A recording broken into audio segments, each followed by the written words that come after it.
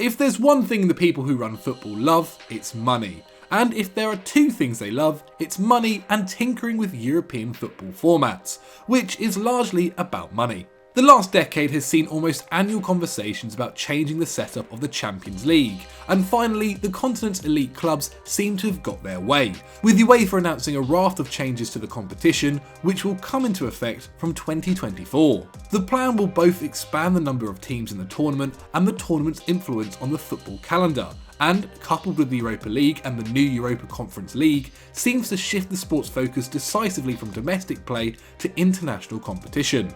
That will change the financial landscape of the game and crowd a congested fixture schedule still further, while its effects on the commercial viability and prestige of smaller clubs and lower divisions are already eliciting criticism and anxiety across the continent. So what will European football look like once the new system kicks in? Who will it benefit? And what does this mean for domestic sport? Let's find out. Though we think of the Champions League as a timeless format, the current schedule has only been in place since 2003. Before that, there was a second group phase instead of the round of 16, and as recently as 1994, the competition had just 16 teams in total, which is why it was called the Champions League, a tournament between Europe's title-winning sides. And once again, the principal aim behind reimagining the Champions League has been to increase the number of games, a goal certainly achieved with the new format. While the current system sees 32 teams compete for club football's biggest trophy, the new one will increase that number to 36, and will incorporate a salad of different formats, including league, playoff and knockout stages.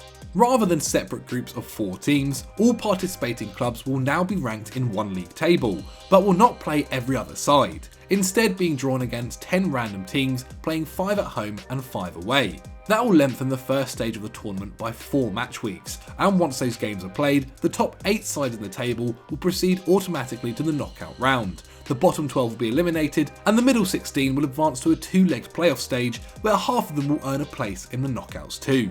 After this convoluted early phase, referred to as the Swiss model, the tournament will continue in much the same way as it does already, with a champion crowned after 3 2-legged rounds and a one-off final.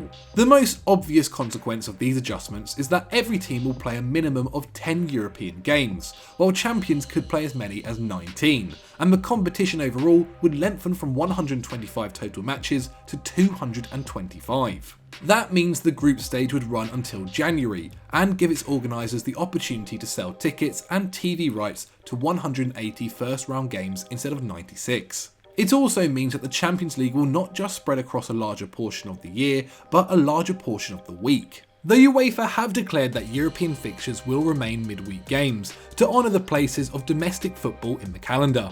Games will not only take place on Tuesdays and Wednesdays, but occasionally on Thursdays too, in order to cram in all the required matches. A change which, in combination with the Europa Conference League, commencing this year, means continental sport will be inescapable on school nights. There's also the question of who gets to participate in the tournament, and currently it looks like each country could be represented by up to 6 teams, with some qualifying through league position and others getting a place thanks to their UEFA coefficient ranking. And while authorities would like you to think that the coefficient is about preserving the heritage of fallen giants like Valencia or Milan, it's not. No, like everything, it's all about the money. Of course, football is a business, and right now plenty of clubs are hurting. The European Clubs Association estimates that between 6.5 billion euros and 8.5 billion euros has been wiped off the value of the continental game by the COVID-19 pandemic, and in that light, teams are keener than ever to generate extra profit from matchday revenue and TV rights, by far the 2 biggest money spinners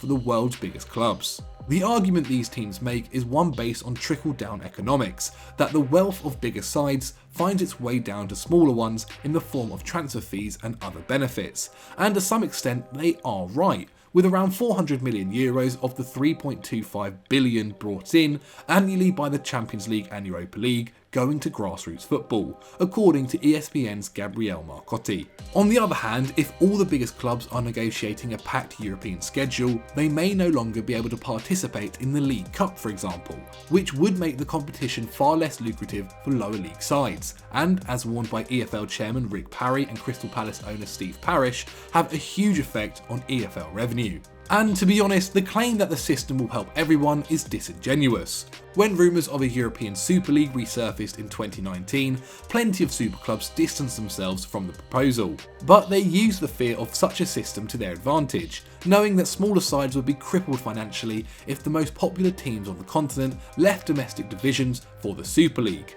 Big teams suspected they could railroad football authorities into constructing a new Champions League which would heavily benefit them, and they got away with it. After the announcement of the alterations, the European League, which defends domestic football in Europe, raised concerns about the impact of the changes on finance and fixture lists, but reluctantly endorsed the agreement, saying, "The European leagues welcome the consultation process led by UEFA and consider that the vision based on the so-called Swiss model is an improvement compared to the more radical proposals that emerged in 2019.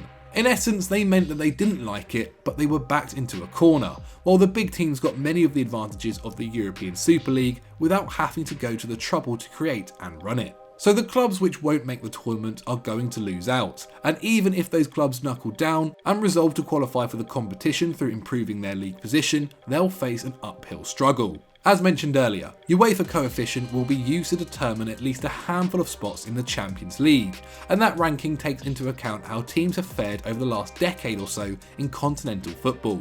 This means that traditional powers which have fallen on hard times, like Arsenal, would be given an advantage over better but less prestigious teams like Leicester City, and would further concrete football's riches in the hands of already wealthy clubs. Over time, that would increase the financial disparity between the game's middle class and its elite, and could mean that even a 36-team Champions League becomes repetitive, with exactly the same sides qualifying every year, and the same fixtures reoccurring again and again. At present, 20% of Champions League prize money is determined by coefficient, and a further 15% shared out according to market pool, the value of TV rights in a club's home nation. And with those incomes plus more games and less chance of dropping out of the UCL, it will be harder than ever for big teams to fail, and on the flip side, for smaller teams to succeed. Overall, the proposed changes to the Champions League seem to be ignoring one very important factor: what fans actually want. Even supporters of sides which could win the UCL, like Bayern Munich, Real Madrid or Liverpool, are less concerned with boosting their team's revenue streams than they are with being entertained. They're fans of the team, not of the team's bank balance. Most of us are sick of seeing the same matchups again and again, and if they really cared about improving European competition, UEFA could have instituted real changes based on making the tournament more fun, so that the group stages are less of a formality for the elite sides, and so we don't have to see PSG play Barcelona every single year in the knockouts. Instead, they've created a complicated and unfair format which is going to take focus away from domestic football, make smaller sides less competitive, and probably lead to more frequent injuries for players, with even more games to play every season. In the end, the only people happy with the new look Champions League will be the owners and the accountants. It's yet another step backwards for financial equality in football. So that's how we think the Champions League changes will affect football forever. But what do you guys think? Please let me know in the comments below. Get your thoughts and opinions down there and we will try and have a discussion. Are they good? Are they bad? Let me know down in the comments below. And your other topics for EuroFootball Daily Explains down there as well. If you want to see more of this kind of content, then click on screen right now. And if you haven't already, don't forget to subscribe and like the video.